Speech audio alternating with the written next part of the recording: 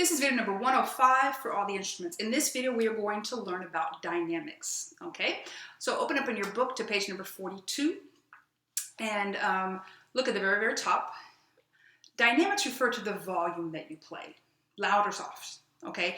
There are more dynamics than what's printed here.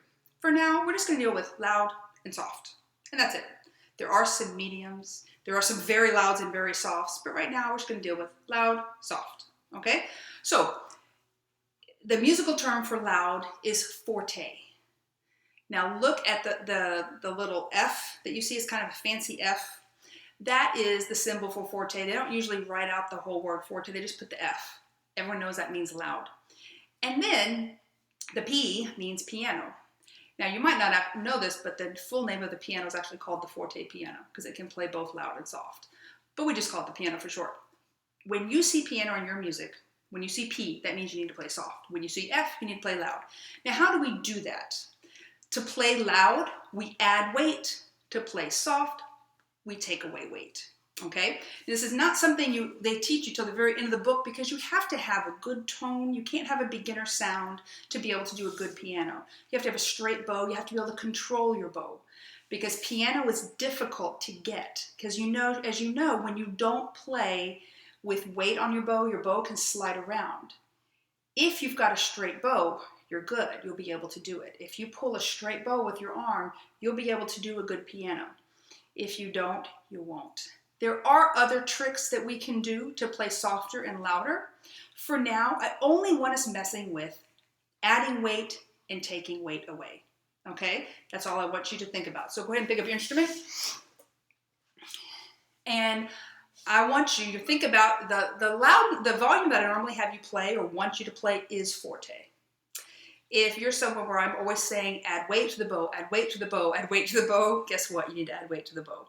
The volume I've been asking you to play is basically as loud as you can without sounding gross. So that's what we got to work from. So give me your biggest, loudest sound with an open D. Okay, we're going to do it with open D first. It's easy to be loud on the open strings. Echo me. A lot of weight. Big sound, use the whole bow. And go, D, D, D, D. Now I want you to use about that much bow, but now don't put any weight on it. And if your bow slides around, you are not pulling straight with your arm. You're probably not using enough wrist and opening at the elbow enough. Now, another thing I want you to go ahead and do is go ahead and tilt your bow about towards the fingerboard. Violins and violas is going to be away from you. Cello and bass, it's going to be towards you, okay? So we're going to play kind of on the side of the bow and no weight. Just pull it across the string. Try that. 2, 3, 4, okay? Now I want you to put G finger down, third finger down on for violins and violas and the D string, cello's fourth finger. Basses, go ahead and play open G.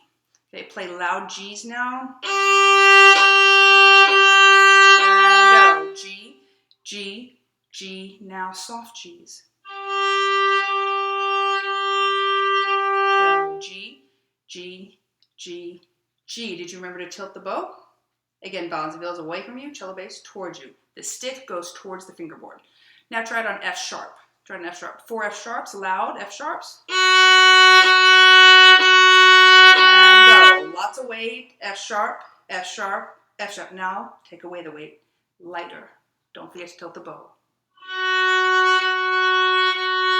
And go F sharp, F sharp, F sharp, F sharp. Now sometimes you can take away a little bit of bow, but don't do that very much because you'll have a scratchy, wimpy sound, okay? We want a nice, light, soft sound.